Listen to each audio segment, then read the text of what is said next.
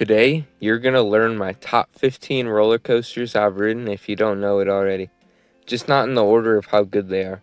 I'm going to tell you every coaster in my top 15's best element and rank those elements. But before we begin today's video, if you'd like and share the video, that would be greatly appreciated. It'll encourage me to keep going with these videos. Now let's get into the list. Coming in at number 15, the coaster in my top 15 with the worst best element is Fury 325 with its final hills. Fury is a coaster that doesn't really have a standout element. The treble clef isn't anything special on ride, but off ride it looks cool. The final hills do give some very fun float airtime. It's not some of the best float airtime, but it's very fun. This ride isn't about any moment in particular, it just flows through its layout. I think this ride is overrated because of this. The best element isn't anything crazy, but it's pretty fun and a good way to end the ride. I tried pushing down on the restraint to lift myself, and it was actually fun. That's what this ride is pretty much. It's just fun. At number 14 is Intimidator 305 with the turn or snap after the sustained tail. Most people would not have this as their favorite element on I-305. Most people say the first turn or triple snaps. This one has some good airtime with some laterals. It's so much fun. It's paced so well, it absolutely hauls through this element. It's one of the hills on the ride that you get positive forces at the same time as negative forces. It's a very weird experience, but it's very fun.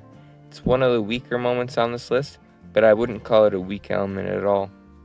Number 13 is Twisted Timbers with the triple camelbacks. My one ride on Twisted Timbers gave absolutely insane forces on the mini Outer Bank, and it was my favorite element on that ride, but overall, in general, the triple camelbacks were my favorite.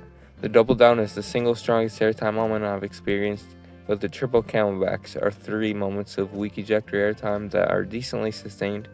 With a few inches of room, they're awesome. I think they're a little overrated, but it didn't have powerful ejector for me. But it was 3 ejector moments nonetheless. Number 12 is Millennium Force with the second hill. This was very close with its third hill, and the reason I decided the second is because it's more sustained and it's in a better location. The third hill, I guess, has slightly stronger airtime. Getting thrusted into this towards the front of the train while being 180 feet off the ground is amazing. I love it.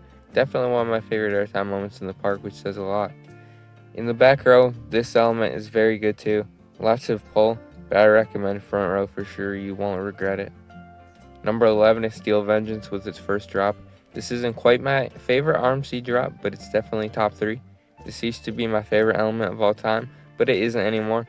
Still some really awesome airtime and some decent butterflies. There's so many amazing elements I could have chosen for this, but the first drop has always been my favorite on the ride. I'd understand why you'd put some other elements above this, but on a ride like Steel Vengeance where there's so many elements, not everyone is going to agree. For me though, first drop takes it. Number 10 is Twisted Cyclone with its wave turn. There's so many elements I could have put number 1 for Twisted Cyclone, but this sustained sideways ejector moment has to be the best for me. I've never really felt anything like it. It honestly feels so weird because it floats you, but at the same time the negative G's are ridiculous on it. So I do consider it ejector, but it gracefully gets ejector while going sideways. This is probably my second favorite wave turn. It is extremely close. I chose another RMC's wave turn over this though, but it could go either way. Number 9 is Iron Gwazi with its wave turn. This element is close with Twisted Cyclone's wave turn, although I do prefer the one on Iron Gwazi slightly. It doesn't feel as natural or go as smooth through it, but it is full of powerful ejector all the way through, and then the head chopper at the end only makes it better. If you watch my review for this ride, you'll know I think this isn't the most comfortable element. However, that doesn't ruin the element at all. It makes it feel even more crazy. And back to Twisted Cyclone real quick. That wave turn feels nothing like this one. Iron Gwazi's is just violent ejector all the way through.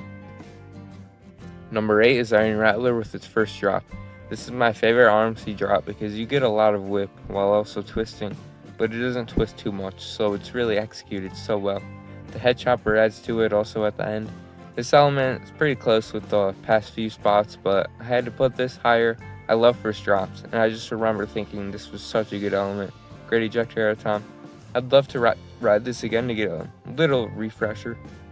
Most likely doing it next year, so I'm very excited to get a reminder of how good the first drop is. Excited to see if I can still get some butterflies on the drop too. Number 7 is Superman Ride of Steel with the third hail on the ride.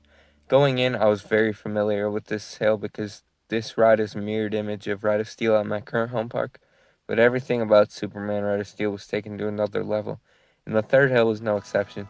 The third hail is the best on Ride of Steel, so it shouldn't come as too much of a surprise that Superman's is the best element of the ride. You rise up and get a massive amount of pull and ejector airtime on the way down. It's extremely strong airtime. It's strong and sustained as airtime gets. It's a very underrated element for sure. It needs to be talked about way more, just like this ride in general. Number 6 is Diamondback with its first drop. This is probably a top 5 drop I've experienced. It's so dang good. You do get ejector airtime on the first drop, that's not a myth, but through them it feels so unsafe. Every single time I just pray I don't die, it's so funny. I know I'll be good, but something about the drop feels so sketchy. You get some great whip to it and some slight butterflies.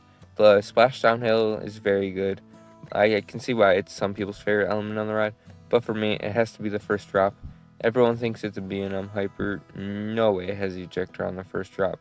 Well, just because it's a B&M Hyper doesn't mean there's a law saying it can't have ejector. If it does, it does. And on the first drop, it absolutely does in the back row. Number 5 is Maverick with its second launch. First of all, I love the airtime pop you get into the launch, and this launch is seriously as much fun as the hydraulic launches to me. I mean, it feels like a hydraulic launch. You launch in a tunnel up to 70 miles an hour, and you're almost not even moving when you launch, and it picks up speed really fast. And you launch out of the tunnel into a very forceful turn. From the pop of airtime into the launch to the turn out of the launch, it's arguably the craziest part of the ride, and there's a lot of really crazy parts on the ride. Just a spectacular launch that I feel like a lot of people don't appreciate enough. Number 4 is Velocicoaster with the Mosasaurus roll. I said this was my favorite element, period, before I revisited Islands of Adventure this year, and it wasn't as absolutely wild as it was last time. I guess it just didn't have that shock factor this time. However, it's still good enough to be my favorite element on my second favorite coaster. It's pretty much just a moment of upside down ejector with your face facing down right at the water. It's kind of indescribable. I've never felt another element like this before. Seriously, the only thing I can do to describe it is to say it's the definition of inverted ejector. Like hang time, but whipping through it instead of hanging. It's awesome. At number 3 is Orion with its off-axis hill. The first drop was extremely close to being the number 1 element, but at the end of my visit this year, the drop wasn't hitting quite as hard as earlier in my visit, though it was still getting an insane thrill. That would probably be number 3 by itself, but the off-axis hill takes the cake for me. It's a consistent element, it's good every time, in every row, but way better in the back. It's another Kings Island B&M element that doesn't feel entirely safe. Feels like you can slip out of your seat easily on this. It's some sideways kind of ejector that quickly straightens out. And yes, it's ejector, but it's not the most powerful. You get lifted out of your seat more than most coasters though. It's kind of hard to explain. Just go ride it and you'll see what I'm talking about. At number 2 is Lightning Rod with the second twist and shout. I know most people would say the quad down is the best part of the ride, and some used to say it's the best element of all time.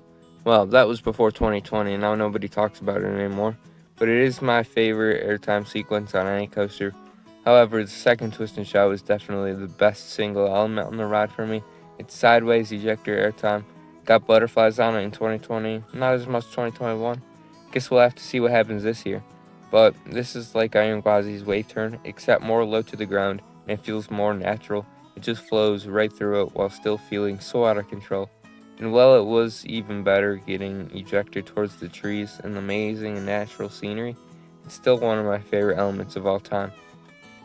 And at my number 1, I have Wild Eagle with its first drop. Dollywood has an insane 1-2 punch for elements, and Wild Eagle is the least popular coaster in my top 15.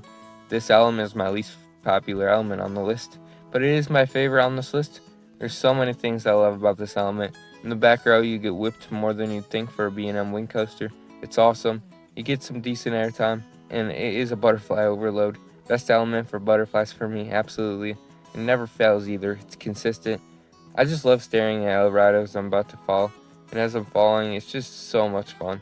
Sounds weird, but whatever. Those are just the facts. I know people aren't going to agree, but it is probably my favorite element of all time. If I had to choose one element to experience for the rest of my life out of everything I've ridden, I would probably choose this. It's a masterpiece of an element, and I don't even think it was meant to be. So that'll do it for the best element on each of my top 15 coasters ranked. If you like this video idea, then let me know in the comments and give me some more video suggestions. Lots more coming soon, so stay tuned. I appreciate you checking this video out. Please share the video. Like, comment, subscribe, and I will see you later.